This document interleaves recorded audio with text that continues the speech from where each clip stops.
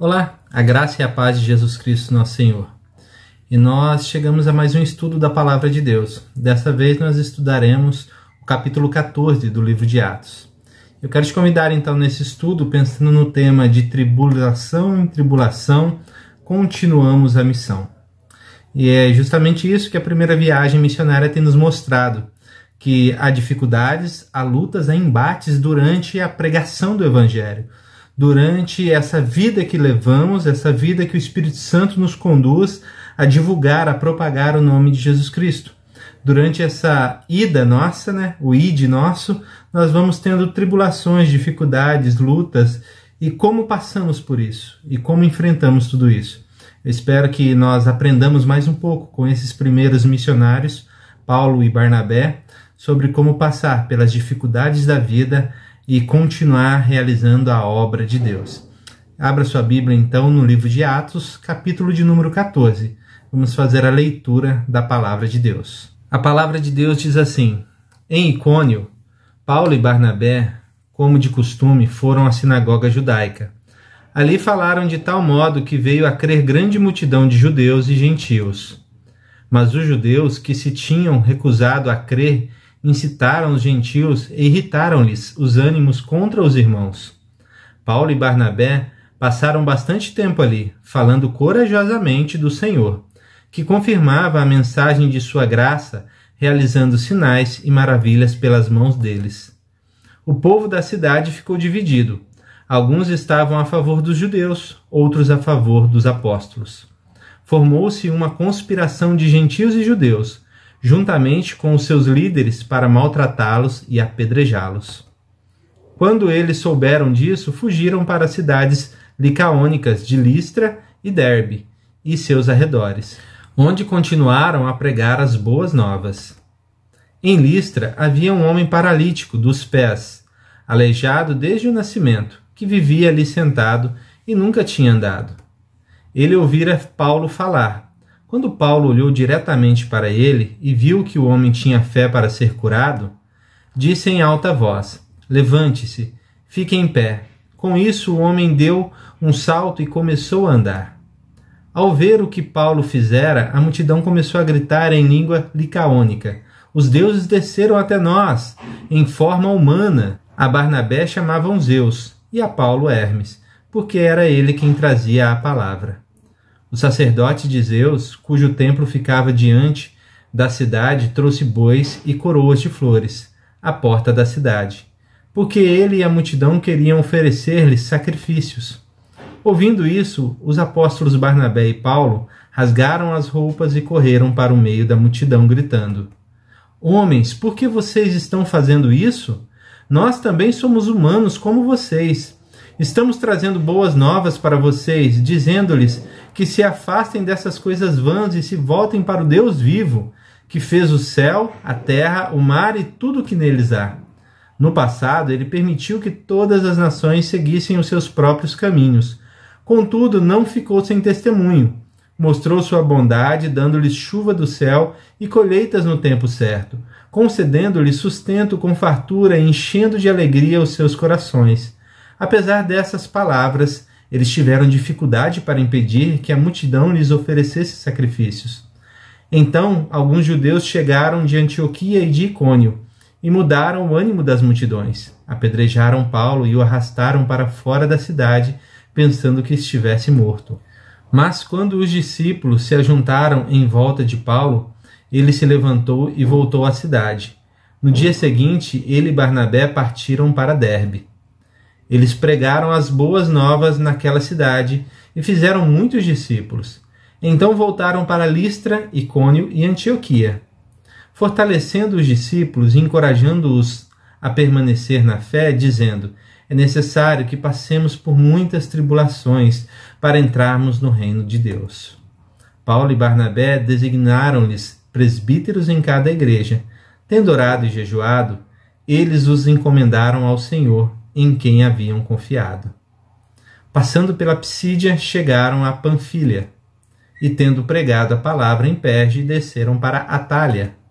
De Atália navegaram de volta a Antioquia, onde tinham sido recomendados à graça de Deus, para a missão que agora haviam completado. Chegando ali, reuniram a igreja e relataram tudo o que Deus tinha feito por meio deles e como abrir a porta da fé aos gentios. E ficaram ali muito tempo com os discípulos. Vamos orar ao Senhor? Santo Deus, amado Pai, em nome de Jesus Cristo, Pai, que sejamos edificados pelo poder da Tua palavra, que possamos fazer a Sua vontade, com pleno conhecimento da Tua graça, confiantes no Senhor, firmados no sacrifício, na morte e na ressurreição de Jesus. Cremos nele, Jesus Cristo, razão de nossa esperança. Queremos que um dia o encontraremos, Pai. A nossa expectativa de vida é ter um encontro com Jesus Cristo. Em nome de Jesus, guarda o nosso coração de todo e qualquer mal, tudo aquilo que venha atrapalhar, Senhor Deus, o estudo da Tua palavra, para que possamos fazer a Sua vontade. Nesse nome precioso, eu oro e eu agradeço. Amém. Nós temos estudado então a palavra de Deus e nós percebemos que durante esse período desse início de viagens missionárias, onde o evangelho está chegando aos gentios, há muita luta e dificuldade. Eu fiz alguns quadros aqui para que nós possamos perceber melhor essas lutas, essas dificuldades, como que foi os altos e os baixos durante as viagens. Então eu quero te convidar a prestar bastante atenção nesses primeiros quadros, para que nós possamos entender a palavra de Deus. Porque quando a gente faz essa divisão, a gente consegue entender um pouquinho melhor. Às vezes o texto é um pouco mais comprido, mais extenso, a gente sente um pouquinho de dificuldade. Eu espero então que com esses quadros fique mais fácil o entendimento da palavra de Deus. Vamos então ao primeiro quadro. Então a primeira viagem em Icônio, versículo 1 a 7, a gente vai ver no versículo 1, sucesso. Eles pregaram e o povo ouviu. Você vai perceber isso logo no verso 1. Logo no verso 2, a gente vê tribulação, as pessoas perseguindo eles logo no início. Versículo 3, a gente vê aí perseverança. Apesar da perseguição, eles continuavam perseverantes. No verso 4, nós vemos uma divisão. Alguns aceitaram a palavra, outros não. Então a gente vê uma divisão ali. Versículo 5, nova perseguição, tribulação novamente. Versículo 6, uma fuga. Eles fugiram de Icônio. E o versículo 7, perseverança. Eles continuavam a perseverar, levando o evangelho. Então aqui nesse primeiro ponto, o que eu quero chamar a sua atenção para a gente entender e aprender, né? A gente tem essa ideia mágica de que eu me converti, eu creio em Jesus Cristo, tudo vai dar certo, não vai ter luta, não vai ter dificuldade, não vai ter perseguição, tudo vai ser as mil maravilhas. E agora, ainda mais, eu vou falar de Cristo para as outras pessoas e as pessoas vão aceitar, assim, vão abraçar e vão amar Cristo também e a gente vai viver em unidade.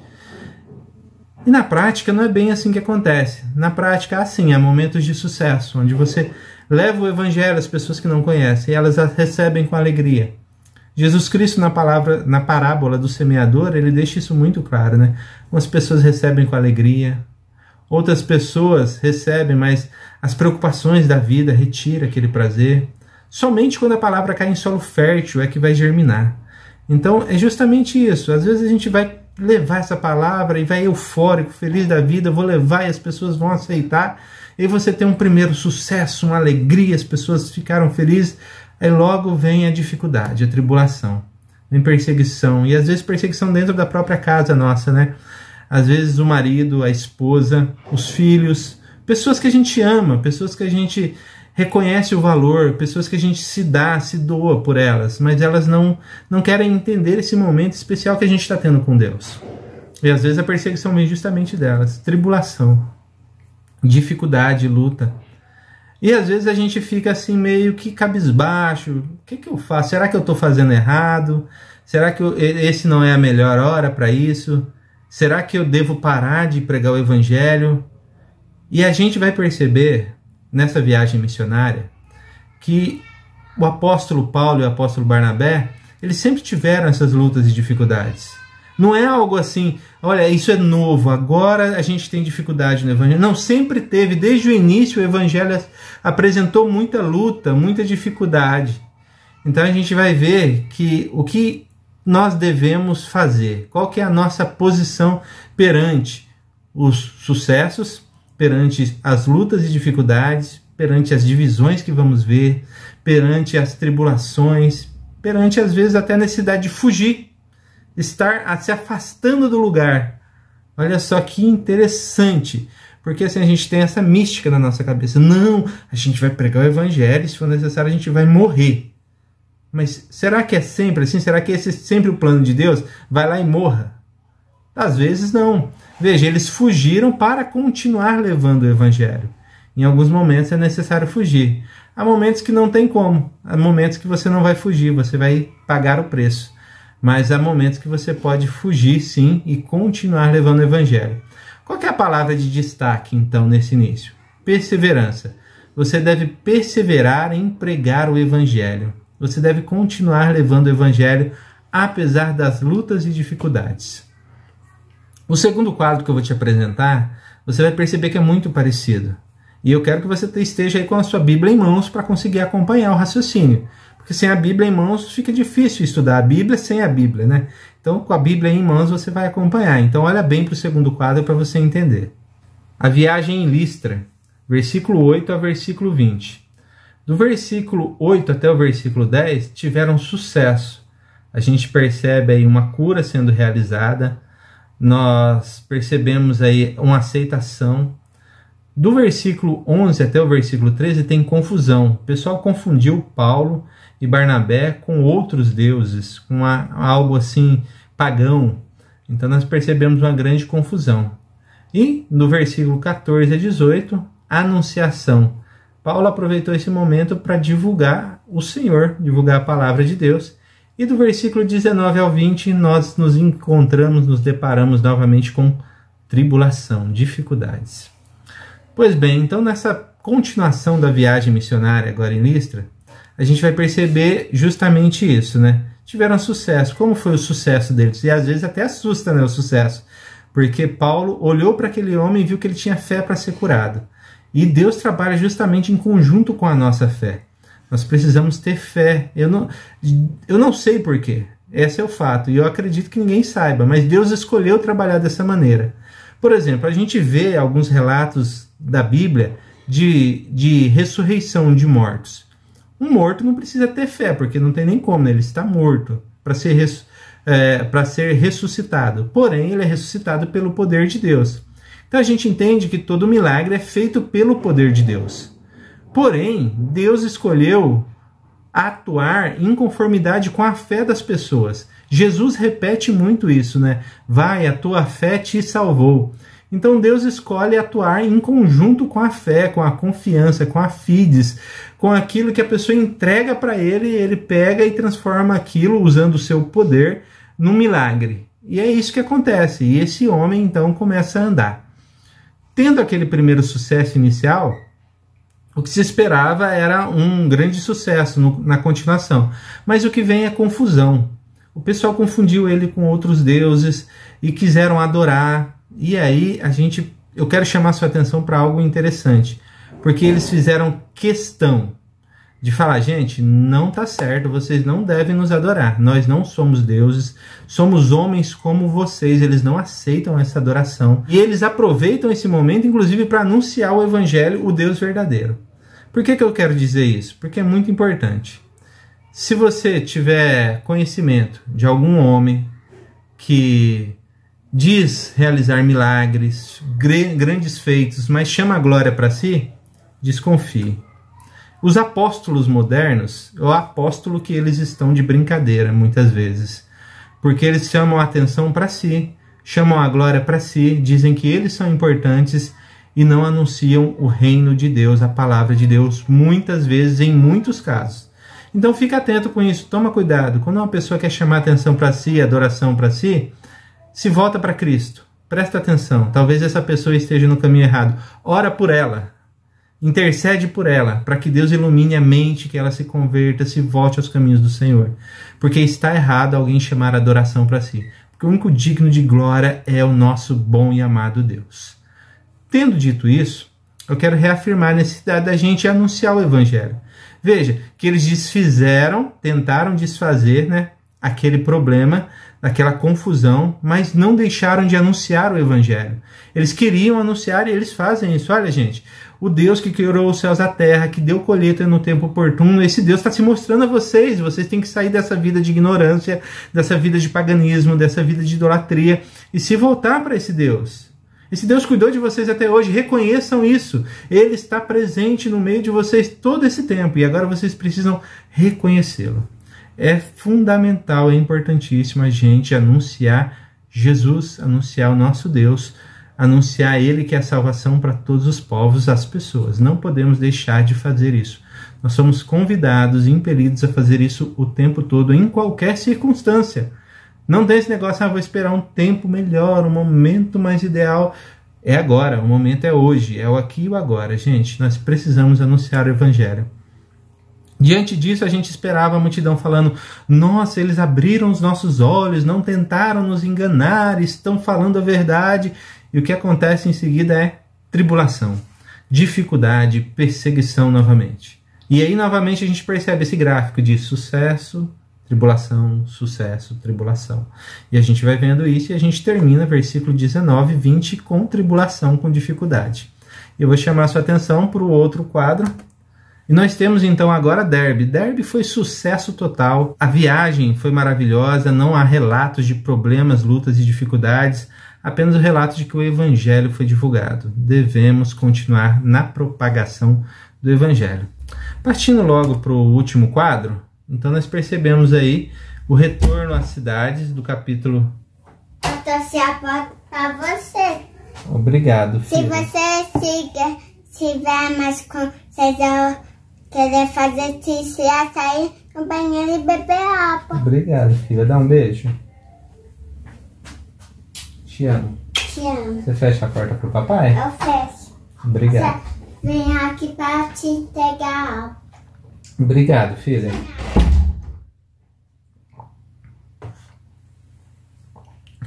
Então eu chamo a sua atenção agora para esse último quadro, que diz assim, o retorno das cidades, do versículo 21 ao 28. Eles retornam aos lugares difíceis, a gente chama a sua atenção aí no verso 21. Mesmo que eles tivessem tido perseguição, eles retornam a esses lugares. Eles exortam os irmãos e organizam os irmãos entre o versículo 22 e 23. A missão continua, eles não param, eles passam por outras cidades, aí a gente vê isso no versículo 24 e 25. E o retorno para casa é entre o versículo 26 e 28.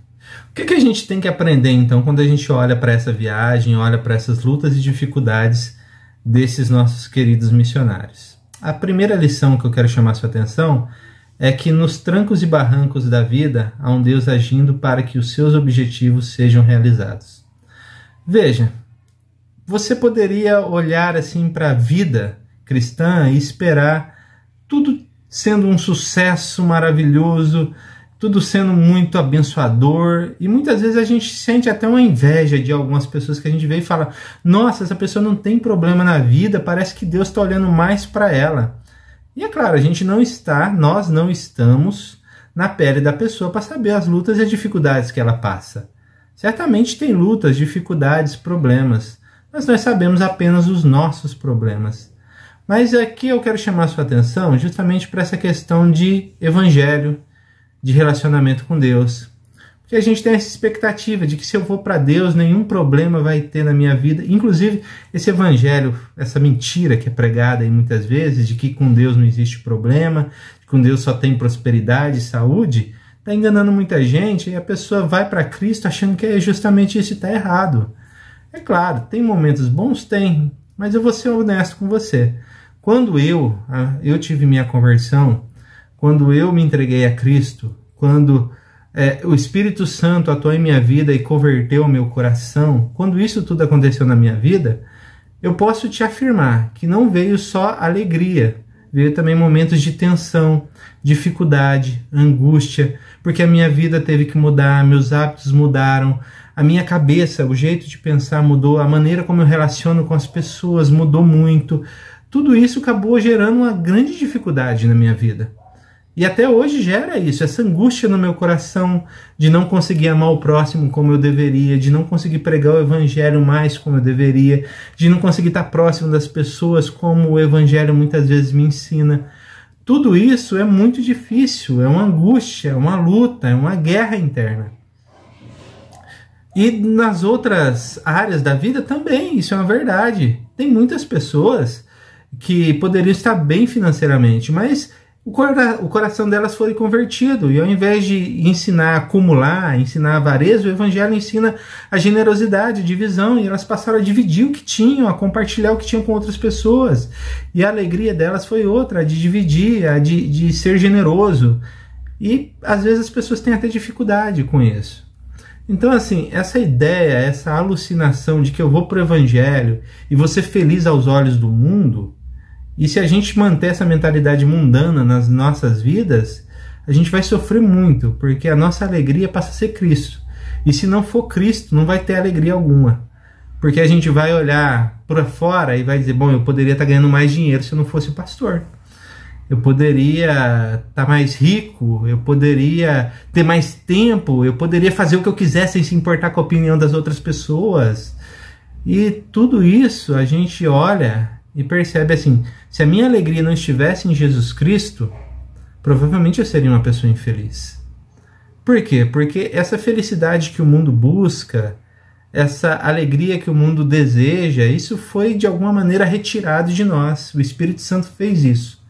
E aí a gente vive sim essa tribulação, essa angústia de que nós estamos vivendo no mundo, lutando para que outros conheçam a alegria nossa que é Jesus, e ao mesmo tempo nós nos vemos tão humanos, tão pecadores, tão limitados, que às vezes a gente sente até no coração assim um peso de que, Deus, será que eu realmente sirvo para o Senhor? Será que eu realmente consigo agregar algo no seu reino? E a gente tem essa dinâmica nas nossas vidas. Mas o fato é que, apesar dessa angústia, o que Deus sempre nos ensina, e esse texto nos mostra a cada detalhe, a cada passo, eu imagino esses homens viajando e sendo rejeitado, apedrejado, muita confusão, muita luta, e eles sempre continuando, sempre perseverando, nunca desistindo de estar no reino de Deus, sempre querendo anunciar a palavra de Deus. Então, essa é a primeira coisa. Mesmo em meio às dificuldades, em meio aos trancos e barrancos, a gente sabe que tem um Deus agindo, tem um Deus transformando a situação e amarrando essa situação de uma maneira que chega no final do dia a gente fala, faz sentido, tá tudo certo, Deus não perdeu o controle, Deus ainda é Deus. Primeira aprendizagem importante, mesmo em hora de luta e dificuldade, Deus está ali, Deus está na sua vida, Deus está na minha vida, Deus está conosco. A segunda ideia que esse texto nos transmite é que desistir não é uma opção. Eu e você não temos essa opção. Bom, eu fui convertido, eu creio em Cristo, mas agora que a situação ficou difícil eu vou desistir. Pra gente isso não existe, não tem nenhum tipo de nexo isso.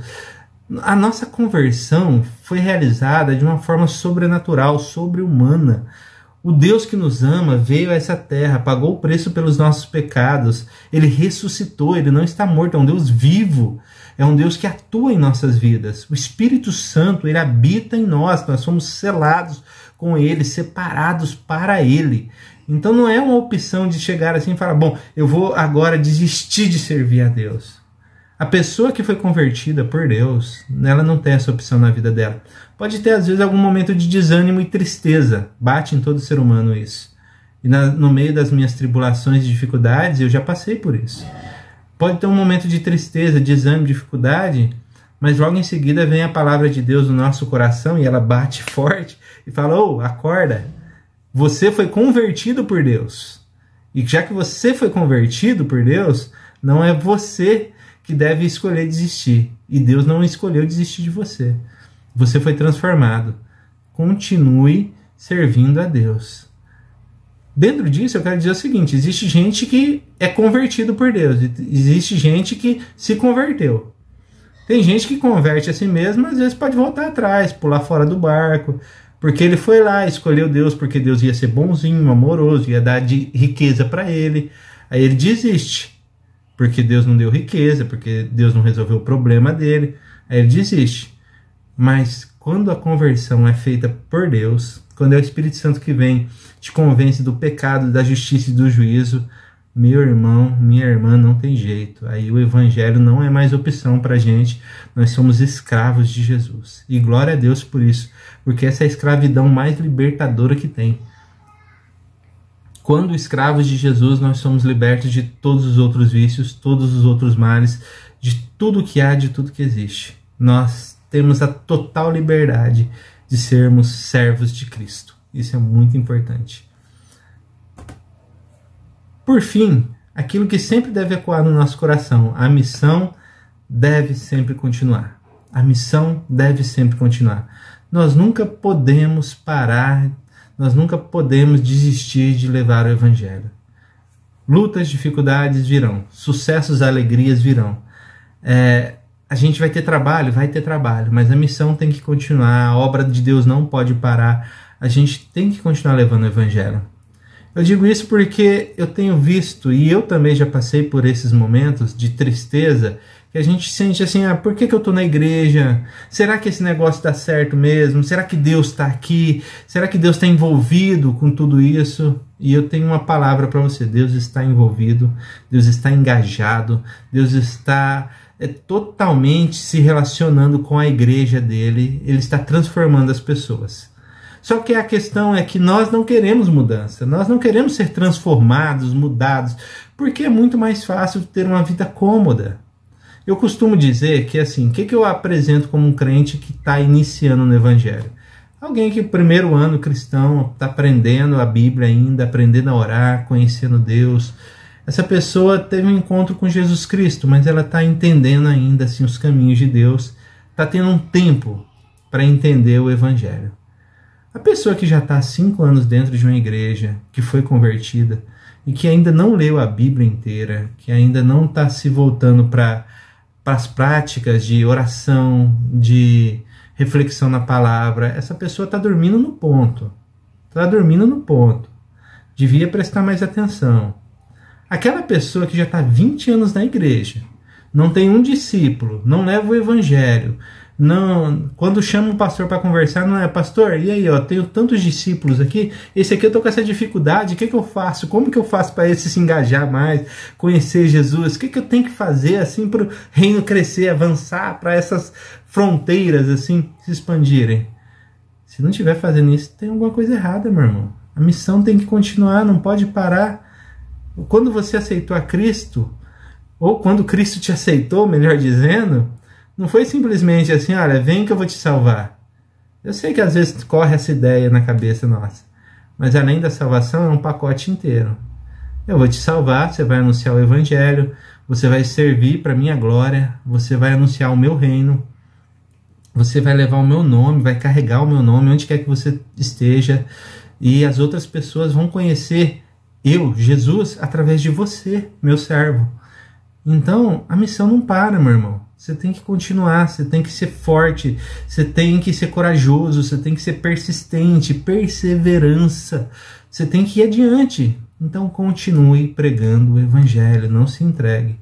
Você que está aí na igreja há muito tempo e não está crescendo, não está amadurecendo, pelo contrário, parece que está definhando, acorda para a vida, já está na hora. Vamos lá, desperta aí, para que você seja bênção no reino de Deus. Tem que ter visão de reino. Essa visão pequena de que eu sou importante para Deus. Eu me converti, vou agora sentar num banco, ficar sentadinho no banco, ouvir um pastor pregar de vez em quando e tá tudo legal, tá errada. Visão de reino de Deus, meu irmão, acorda para a vida. Você que já está aí há muito tempo numa igreja, era para estar levando o reino de Deus a outras pessoas, discipulando pessoas, ligando para o pastor para dizer assim, pastor, essa semana eu fiz mais 4 discipulados aqui, eu estou com dificuldade nesse aqui, como é que eu faço, pastor? E aí? Me dá uma resposta da Bíblia aí, ó. Já passou essa dificuldade? Agora tem gente que está 20 anos na igreja, não discipulou uma pessoa, 10 anos na igreja, não discipulou uma, 5 anos na igreja, não discipulou uma pessoa, leu a Bíblia inteira? Também não leu, ouviu a Bíblia inteira? Também não ouviu. E aí, vamos acordar, meu povo, vamos acordar, povo de Deus. Nós precisamos continuar a missão, e essa missão tem que ser continuada com qualidade, com devoção, com dedicação. Por que eu estou dizendo tudo isso? Porque quando o texto vai terminando, a gente percebe ali e uma coisa nos chama a atenção. essas diretrizes que são dadas. Acompanhe a leitura. Fortalecendo os discípulos e encorajando-os a permanecer na fé, dizendo: é necessário que passemos por muitas tribulações para entrarmos no reino de Deus. Paulo e Barnabé designaram-lhes presbíteros em cada igreja, tendo orado e jejuado. Eles os encomendaram ao Senhor, em quem haviam confiado. É justamente isso que eu estou repetindo aqui, é o que eu estou querendo fazer. Eu estou querendo te motivar, te exortar, te dar um empurrão assim, falar: gente, vamos orar, vamos jejuar e vamos se dedicar mais a Deus, porque a gente precisa. Nós cremos em Jesus, cremos na sua morte, na sua ressurreição, cremos na salvação, no perdão de pecados, nós cremos em tudo isso. Então não podemos nos acomodar. Você que é a igreja do Senhor, não se acomode. Se levante para levar o reino de Deus adiante. Deus abençoe você, Deus abençoe toda a sua família e até o próximo encontro. E você que foi abençoado por esse vídeo, eu quero te convidar a se inscrever no canal, a curtir este vídeo, a compartilhar esse vídeo para que outras pessoas tenham acesso à palavra de Deus. Até logo mais.